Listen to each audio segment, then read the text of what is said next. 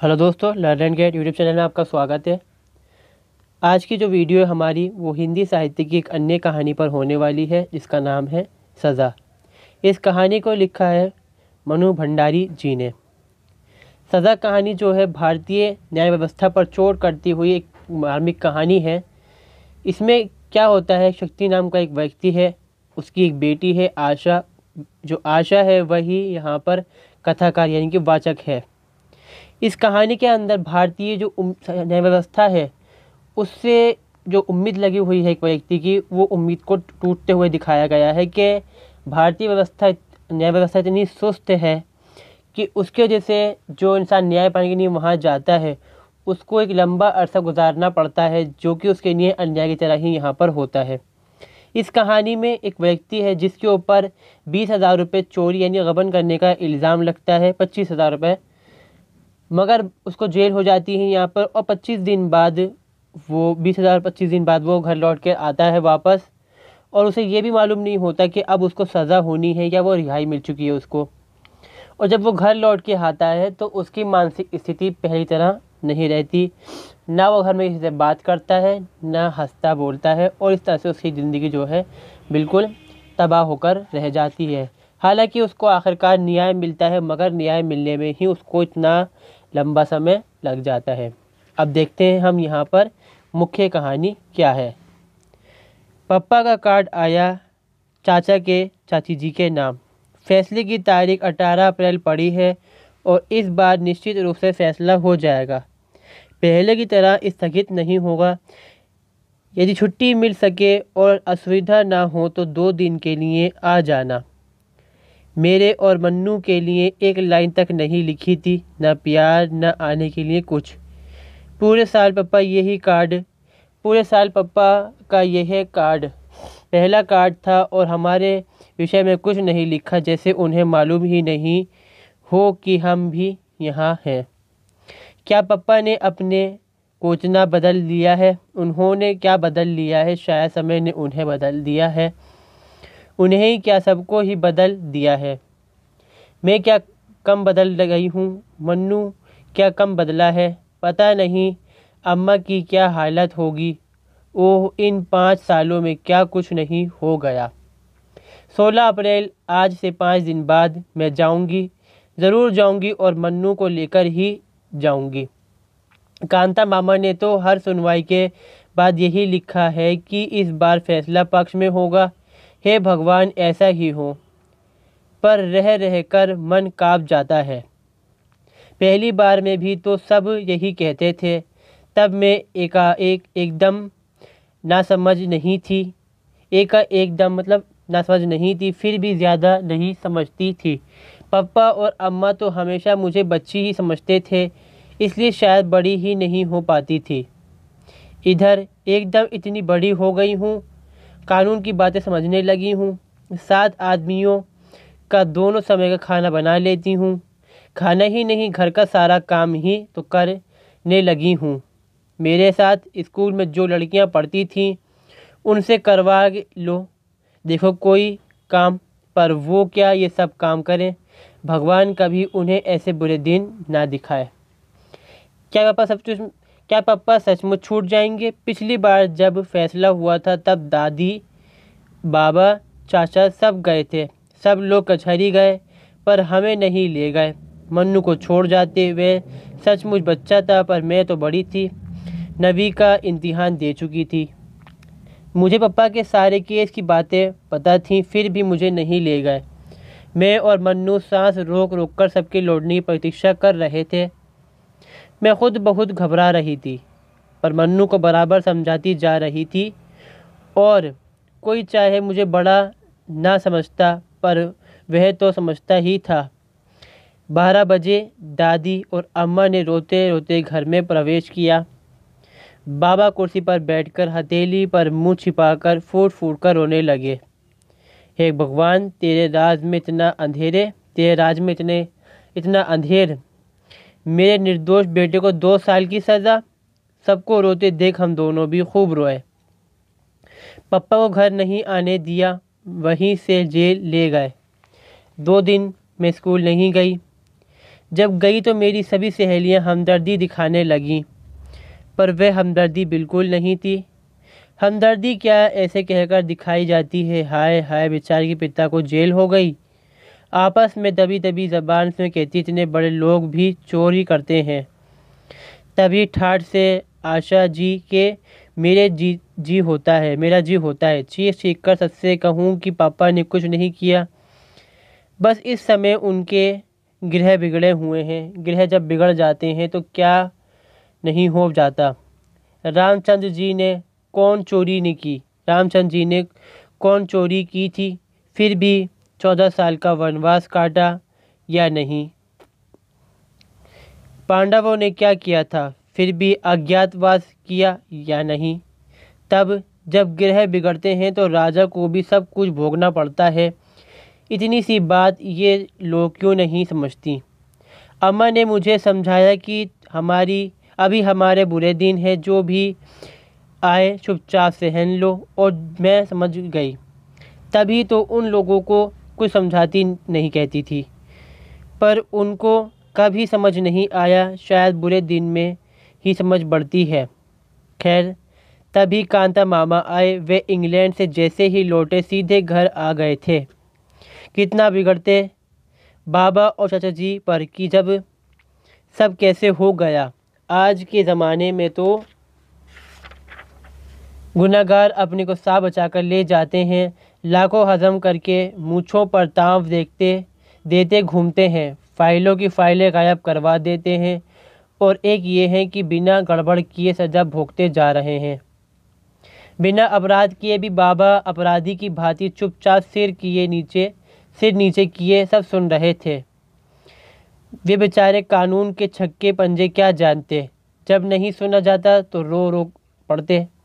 उस समय मुझे कांता मामा का व्यवहार ज़रा भी अच्छा नहीं लगता था, पर कुछ कह भी तो नहीं सकती थी।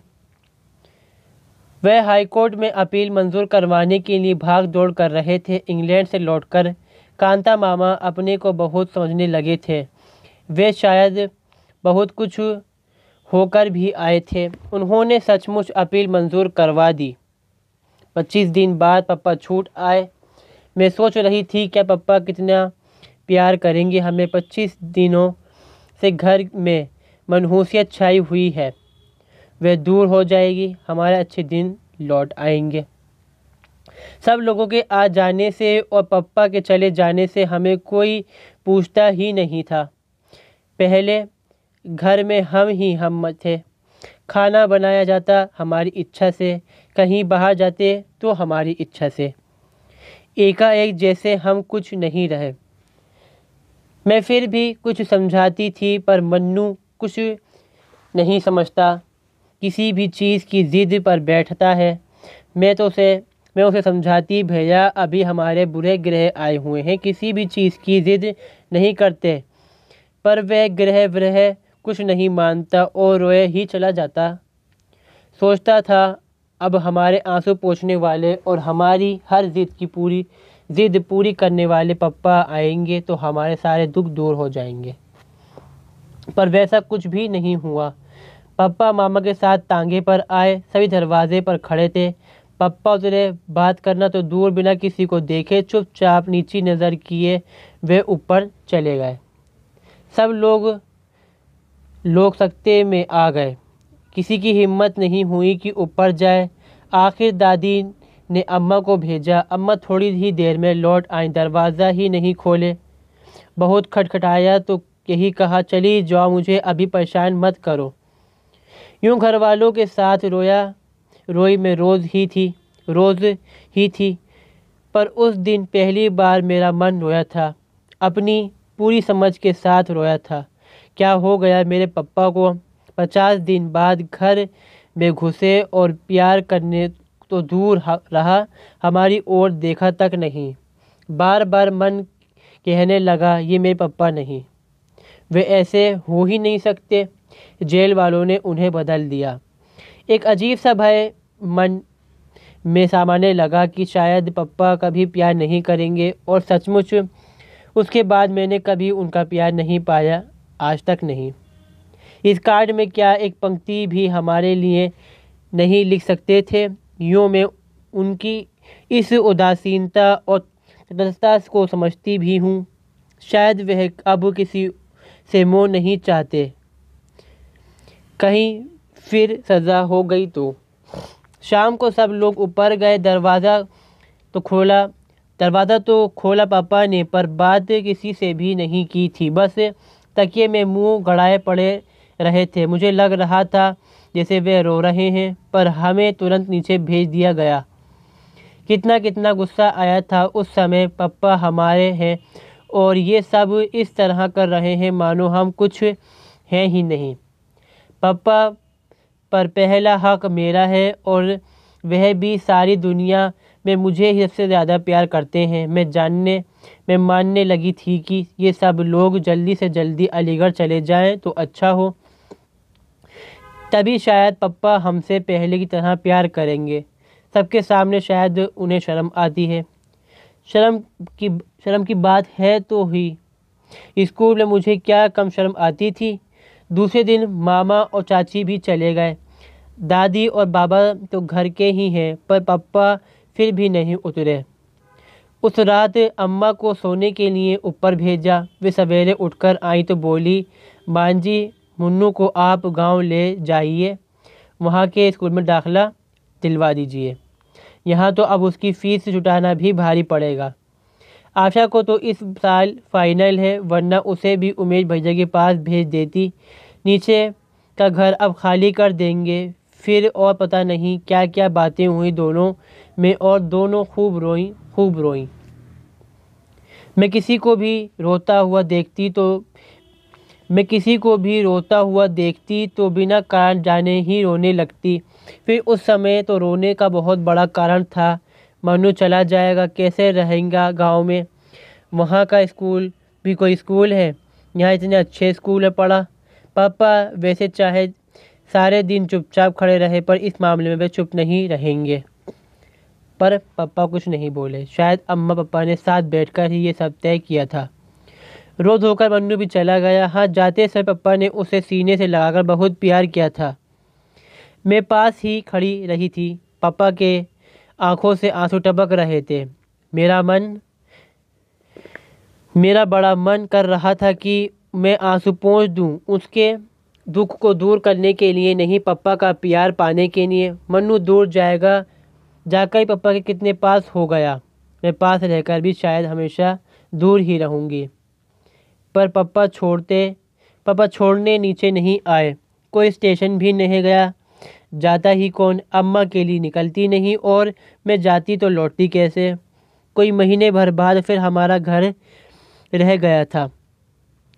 उसमें से मन्नू चला गया था। मन्नू ही क्यों, सप्ताह बीतते न बीतते सारा सामान भी चला गया। नीचे का मकान खाली कर दिया।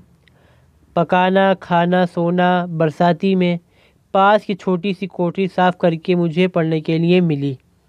पापा अब कुछ कुछ बोलने लगे थे, पर पहले वाले वे पापा बिल्कुल नहीं रह गए थे। बस सारे दिन चुपचाप लेटे रहते या कुछ पढ़ते रहते। कभी कभी गोदी तकिया रखकर कुछ लिखते। मेरा बड़ा मन होता कि देखूं वह क्या लिखते हैं, पर कभी हिम्मत ही नहीं हुई। कितनी ही बार पढ़ा था कि दुख में हिम्मत रखने वाले ही सच्चे वीर होते हैं। हंसते हंसते जो हमारे सारे दुख झेल गए, वही सच्चा पुरुष है। मेरा मन होता पापा को ये बात समझाऊं, पर क्या पापा ये सब नहीं जानते? फिर इस तरह मुंह छिपाकर तो वह पड़ा रहे जिससे सचमुच चोरी की हो। पापा को तो बाहर निकलना चाहिए, घूमना फिरना चाहिए। इस तरह रहकर तो वे सबके बीच अपने को अपराधी ही साबित कर रहे हैं। पर उन्हें क्या समझाती? अपनी कोठरी में और कोई कष्ट नहीं था, पर भयंकर गर्मी के दिन और पंखा नहीं। रात में जैसे तैसे छत पर कट जाती, पर दोपहर में छत पर बने ये कमरे भट्टी तरह जलते। छुट्टियों के दिन बीत नहीं रहे थे।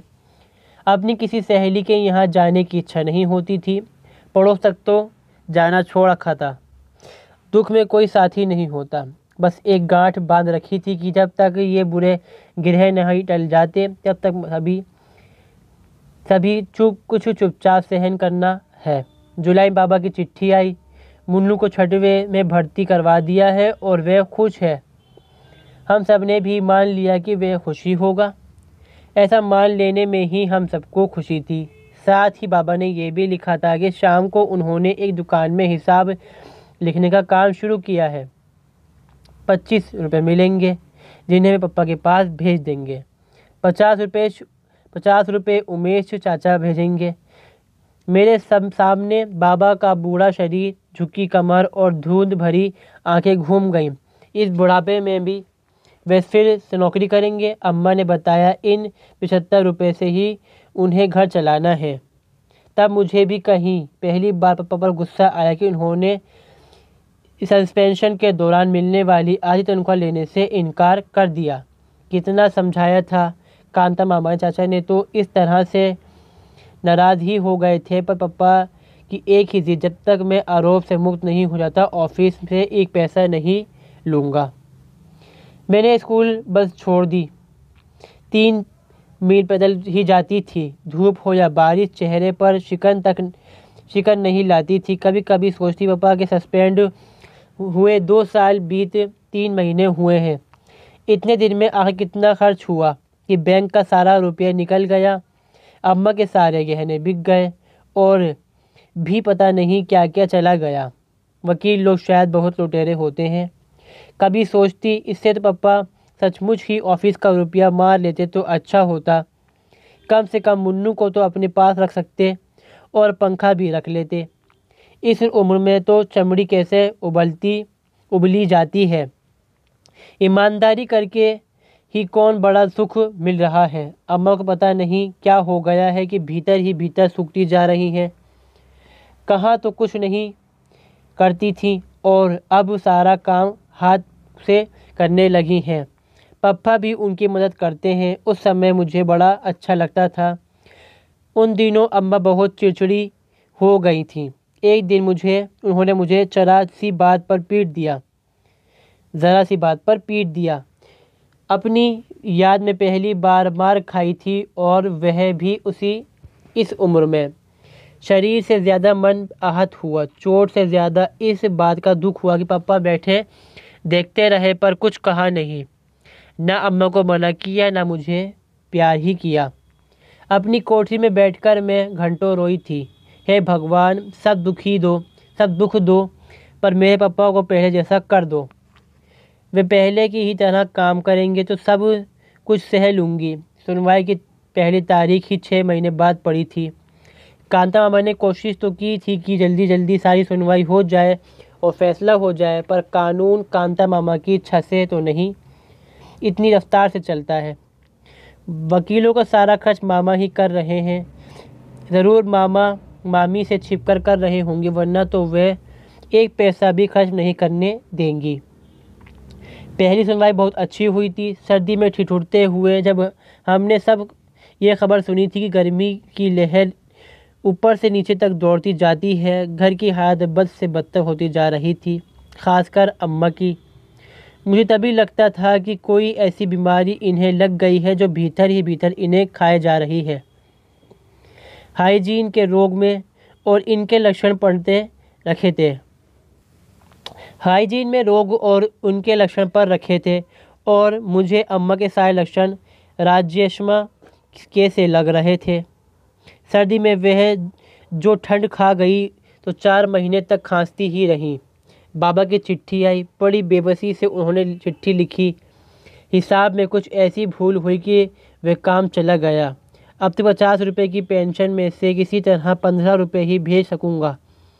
हिम्मत रखना बेटा, बुरे दिन आते हैं तो सब तरफ से आते हैं, पर ये दिन फिरेंगे ज़रूर। भगवान के घर देर हो सकती है पर अंधेर नहीं। दूसरी सुनवाई अप्रैल में हुई। तारीख जल्दी मिलती ही नहीं थी। पापा को छोटे साल हो गया था और अभी 2 सुनवाई और बाकी थी। इतने दिनों बाद ही यदि सुनवाई हुई तो 1 साल और लग जाएगा। मेरा मन काँप जाता था। लगता था जब ऐसे दिन नहीं कटे जाते। मन्नू गांव में, पापा बरसाती में और मैं कोठरी में और अम्मा खाट पर। कैसे मैंने मैट्रिक का इम्तहान दिया था मैं ही जानती हूँ। फिर भी सेकंड डिवीज़न में पास हो गई। कोई खुशी मनाने वाला नहीं था। सबके मन मर चुके थे कि ना किसी बात की खुशी ना रंज। जुलाई में नई समस्या आई। गांव में केवल मिडिल स्कूल ही था। मुन्नू का अब क्या हो, अब मेरा अब क्या हो। यहाँ कॉलेज जाने के प्रश्न ही नहीं उठता था।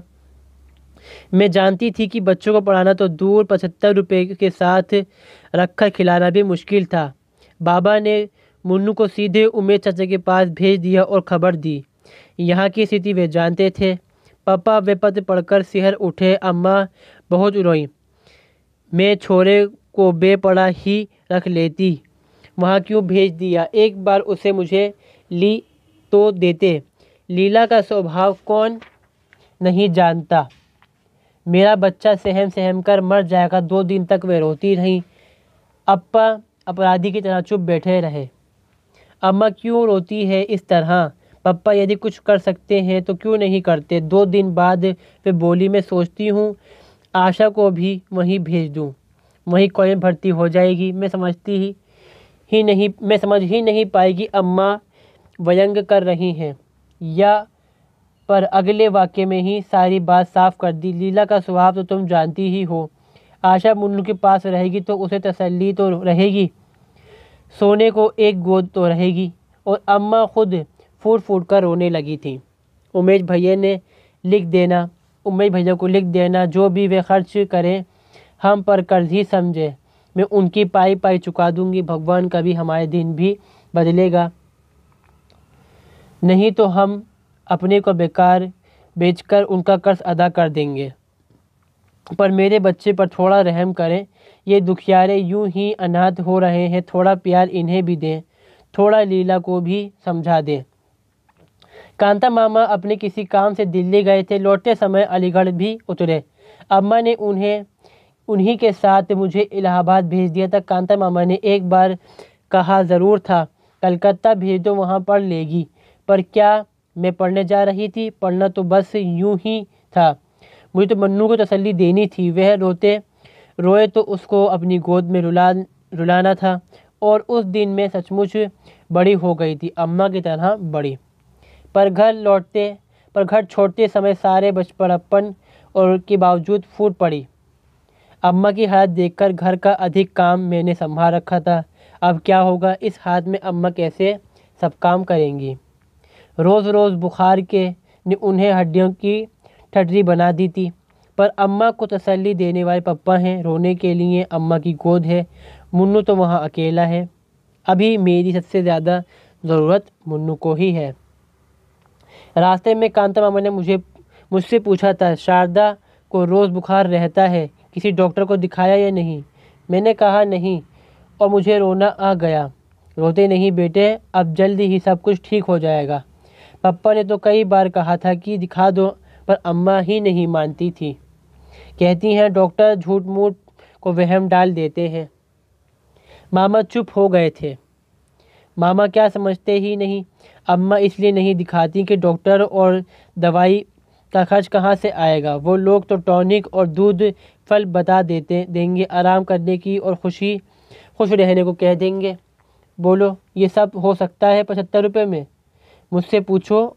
इन दिनों में मैंने हिसाब चलाया, एक एक चीज़ गिना सकती थी। पर उनसे क्या कहती। वकीलों का सारा खर्च तो वह कर रहे थे, और वकीलों का खर्च कितना होता है मैं जानती ही नहीं। मुन्नू मुझे देखते ही चिपट पड़ा और रो दिया। मुझे भी रोना आ गया। चाची ने कुछ कहा ज़रूर था, पर अपने ही रोने में हमने सुना नहीं। मुन्नू को गले लगा। मुझे कैसा लग रहा था मैं नहीं बता सकती।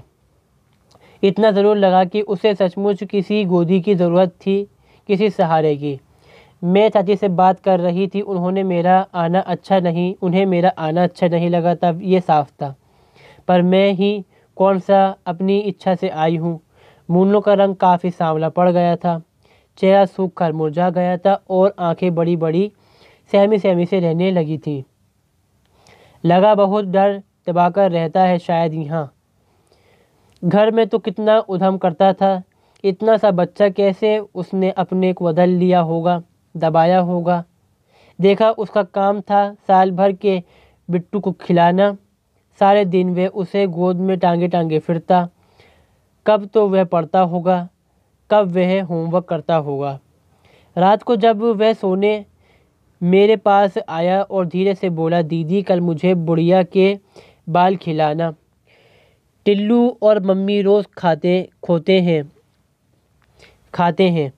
चाचा चाची उन्हें पैसे देती है और कहती है छिपकर खा लिया करो, पर वो हमारे सामने ही खाते हैं। एक दिन टिल्लू मुझे चिढ़ाकर खा रहा था, मैंने उससे बाल छीन लिए। उसने चाची की शिकायत की। चाची ने मुझे बहुत मारा। चाची बहुत ज़ोर से मारती है और फिर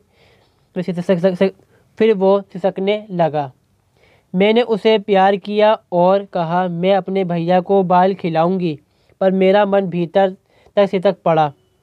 हम बड़े हैं, हम सब समझते हैं और सहन भी सकते हैं, पर ये बेचारा कैसे समझा तो गया ही होगा, पर कहे कैसे।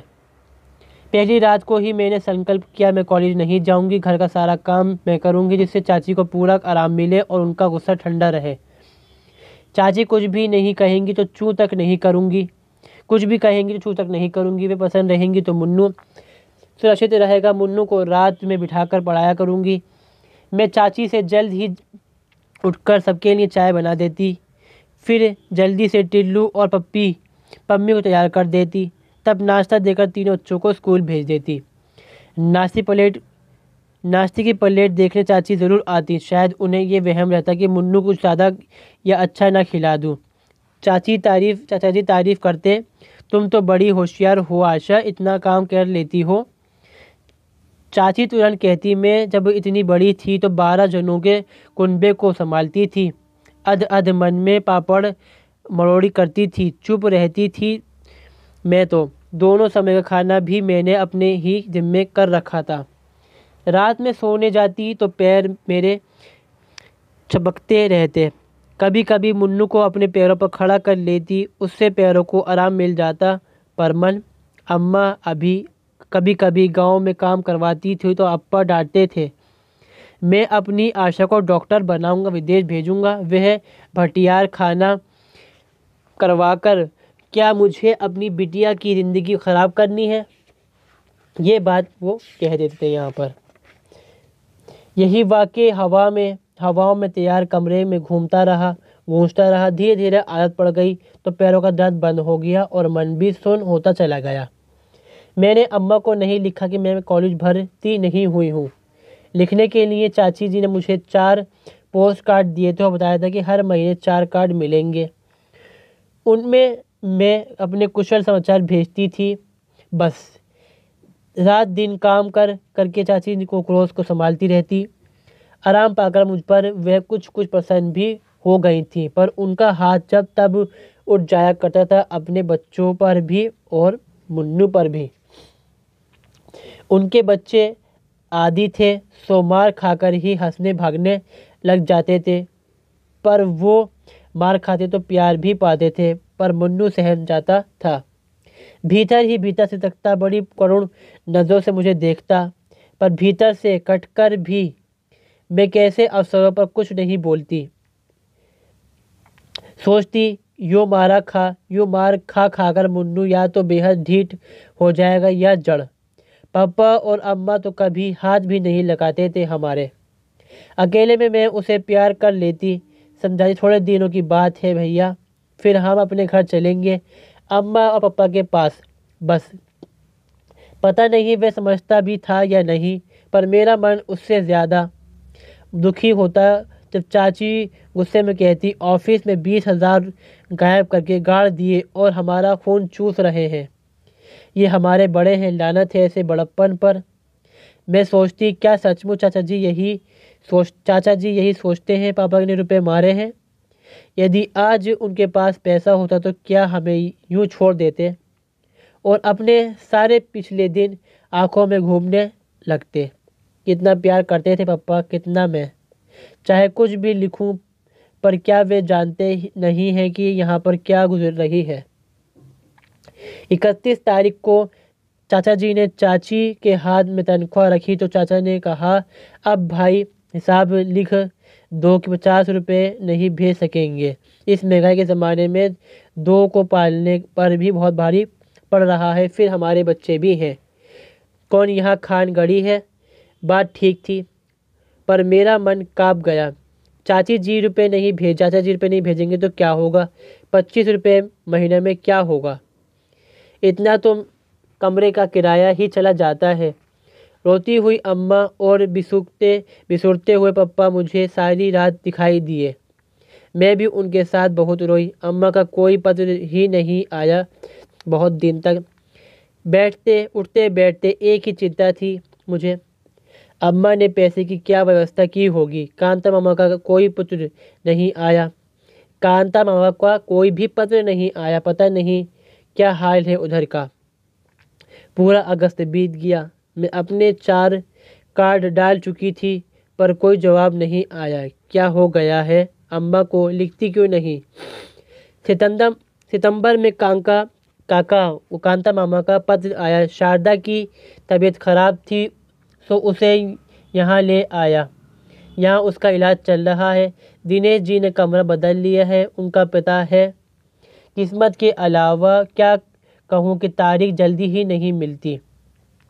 30 तारीख इसी महीने के आखिर में पड़ी। सुनवाई पर जाऊंगा। तुम घबराना मत, भगवान सब ठीक करेंगे। गर्मियों तक कुछ ना कुछ अवश्य हो जाएगा। तो पापा अकेले रह गए। अम्मा और पापा की गोद भी छीन गई जिसमें वो रो सकते थे। पापा का यह पता अलीगढ़ की गली गली मुझे मालूम थी।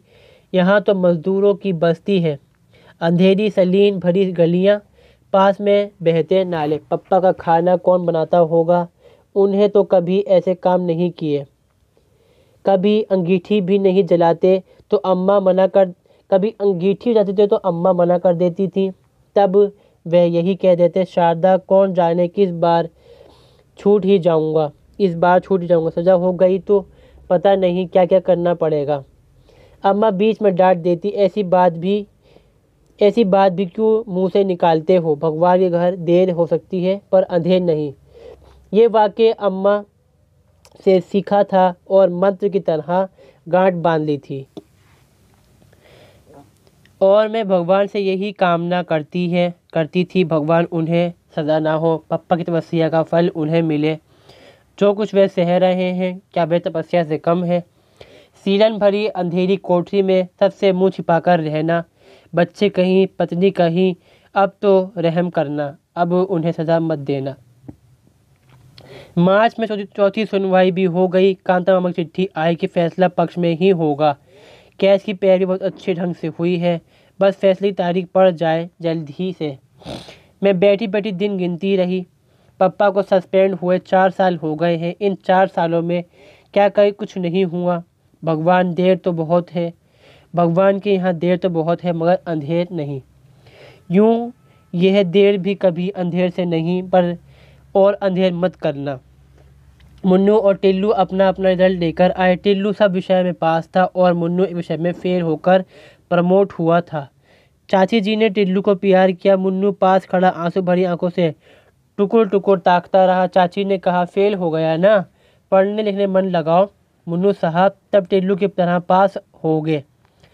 सारे दिन बैठ कर टसुए बहाने से पास नहीं हुआ जाता। आँख के आंसू गालों पर लुढ़कते गए।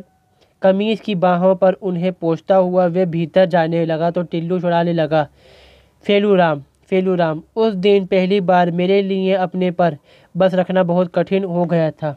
मन हुआ कह दूं, उसे पढ़ने के लिए समय कहाँ मिलता है। सारे दिन तो बिट्टू को खिलाता है, 25 चक्कर बाजार के करता है। पर चुप, सब्र किया मैंने। जाते जाते मुन्नू ने एक बार चिढ़ाते हुए टिल्लू को ज़रूर जलती हुई आंखों से देखा था। लगा उठकर एक हाथ मार देगा, पर वह ना लौटा ना कुछ बोला ही। कैसे हो गया मुन्नू इतना सहनशील? चुपचाप सहने का उपदेश उसे मैं ही दिया करती थी, पर अब वह यूं सह जाता तो सबसे ज़्यादा कष्ट मुझे ही होता। पर कोई उपाय भी तो नहीं था। मुन्नू की छुट्टियाँ हो गई। सोचती थी कि शायद कांता मामा या अम्मा का कोई पत्र आएगा तो कि तुम लोग आ जाओ, पर किसी ने कुछ भी नहीं लिखा। पापा तो कभी कुछ लिखते ही नहीं। अम्मा कभी कभी 2 लाइन लिख देती। मैं धीरे धीरे ठीक हो रही हूँ, तुम चिंता मत करना। लीला को आशीर्वाद, बच्चों को प्यार। चाची की मदद करना, तंग मत करना। मुझे हर बार लगता था कि कितनी झूठी चिट्ठी लिखती हैं अम्मा, पर धीरज की अवधि खींचते खींचते 1 साल तक पहुंच गई। पिछले मार्च में सुनवाई हुई और अब इस साल अप्रैल का है। अब इस साल का अप्रैल है। अब तो मुझे लगने लगा है कि जैसे ज़िंदगी भर हमें इस तरह रहना पड़ेगा, बस इसी तरह। अब मैं कभी कॉलेज पढ़ने नहीं जाऊंगी। मुन्नू हर साल एक विषय में पास फेल होकर जैसे तैसे प्रमोट हुआ करेगा। अम्मा शायद हमेशा बीमार रहकर मामा के यहाँ इलाज करवाती रहेंगी। पापा वैसे ही सीलन भरी बदबूदार कोठरी में अपना खाना आप पकाना करेंगे। और तभी आज पापा की चिट्ठी आई, उनके हाथ की लिखी चिट्ठी, पहली चिट्ठी। मैंने 1000 बार उसे देखा, पढ़ा, छुआ, जैसे उस कार्ड को छूकर पापा की हालत का ज्ञात होता। पापा ने हमें बुलाया नहीं, कहने से चाचा जी से ले जाएंगे, पर इस बार जाएंगे ज़रूर, चाहे कुछ भी हो जाए। कांता मामू को लिखूं, वो लेते आएंगे। कल सवेरे 10 बजे फैसला है। हम दोनों कांता मामा के साथ आ गए। धर्मशाला में छोड़कर मामा पापा को लेने गए। पूरी उम्मीद थी कि इस बार अम्मा ज़रूर आएंगी, पर वह नहीं आई। अम्मा ने इतना ही कहा, उसकी हाथ लाने जैसी नहीं थी। मामा ने कहा, फैसला हो गया, तुम लोग वहीं रह चलना। पता नहीं अम्मा किस हालत में है। मन बार बार कांप उठता। मामा कुछ छुपा रहा है। मैं भी अम्मा से कितना कुछ छिपा रखा है मैंने भी। आज कौन किसके बारे में सही बात जानता है। दूसरे को हल्का रखने के लिए सब अपने अपने दुख से भारी हो रहे हैं। पापा आए तो मैं और मुन्नू उनसे लिपट गए। शायद पापा भी हम लोगों ऐसे ही लग रहे थे। कितने कितने आंसू बह गए हम तीनों के। कांता मामा भी रो पड़े। शाम को दादी बाबा भी आ गए। रात को मुन्नू दादी से पूछ रहा था, दादी अभी तो हम पापा के पास ही रहेंगे ना? तुम इतनी पूजा करती हो, अपने भगवान से कहो कि हमारे पापा को छोड़ दे। हाँ बेटा, अब तो पापा के पास ही रहेगा। दिन रात भगवान से यही कहती हूँ। चाची के पास तो मैं अब नहीं जाऊँगी। टिल्लू अपने को समझता क्या है। मैं अपने पापा के पास रहूँ। और फिर आ गए। हर एक चीज़ में पछाड़ सकता हूँ, पढ़ने में भी, कुश्ती में भी। पहले फर्स्ट भी आया हूँ एक बार क्लास में। क्यों दीदी, आया था ना? मेरी आंख भीग गई। कितने दिन बाद मुन्नू को उसके असली रूप में देख रही हूँ। टिल्लू ने उसे चिढ़ाया था तो उसने कुछ नहीं कहा था, चुपचाप भीतर बैठकर रोया था। शायद जानता था कि टिल्लू को कुछ भी कहने का अर्थ है चाची की मार। पर मुझे कितना बुरा लगा था उस दिन। कहाँ चली गई मुन्नू की बाल सुलभ ईर्ष्या और प्रतिस्पर्धा की भावना। इतनी सी उम्र में हम लोग सब कुछ सहने के लिए ही बने हैं। मुन्नू दादी के खाट पर सो गया। मुझे बिल्कुल नींद नहीं आई। कल फैसला है, हम सब की किस्मत का फैसला। कांता मामा बहुत आश्वस्त थे, पर पापा के चेहरे पर तो कोई भाव ही नहीं। फैसला हो गया। मैं भी कचहरी गई थी। इस बार किसी ने नहीं रोका। क्या ख़ास भीड़ नहीं थी। पापा में भला घर वालों के सिवा किसी की दिलचस्पी थी। पापा कटहरे में खड़े थे, हम कुर्सियों पर बैठे। जज साहब की आने की प्रतीक्षा कर रहे थे। जज साहब आए तो बाबा ने आंखें मूंद ली। दादी का सिर नीचे हो गया। वे ज़रूर मन ही मन प्रार्थना कर रही थी। मैं मन्नू का हाथ कसकर दबाए बैठी थी और मुझे लग रहा था कि अब और देरी होगी तो मेरी सांस ही छूट जाएगी। कानूनी भाषा में जज साहब ने क्या क्या कहा कुछ समझ नहीं आया, पर आखिर वाक्य समझ में आया, मुजरिम को रिहा किया जाता है। मैं मुन्नू का हाथ हवा में उठाकर एक तरह से चीख पड़ी, मुन्नू पापा रिहा हो गए। पर एकाएक ही दादी और दादा बाबा फूट फूट कर रो पड़े। मैं भय से काट उठी, कहीं मैंने गलत तो नहीं सुन लिया। पिछली बार भी तो यही लोग इसी तरह रोते रोते घर घुसे थे। पर बाबा का ये वाक्य में कहता न था, बेटे भगवान के घर देर है मगर अंधेर नहीं। पापा को क्या हुआ, वह खुश क्यों नहीं? उनका भावहीन चेहरा, गले में धसी हुई निस्तेज निर्जीव आंखों से खुशी की चमक क्यों नहीं आ रही? वे ऐसी पथराई आंखों से बाबा को देख रहे हैं मानो उन्होंने बाबा की बात को समझा ही नहीं। मैं दौड़कर पापा से चिपट गई। पापा अब बारी हो गए हैं, सुनते हैं? आपको सज़ा नहीं हुई, सज़ा नहीं हुई आपको। पर पापा फिर भी वैसे ही रहे मानो उन्हें विश्वास ही नहीं कि वो रिहा हो गए और उन्हें सज़ा नहीं हुई है।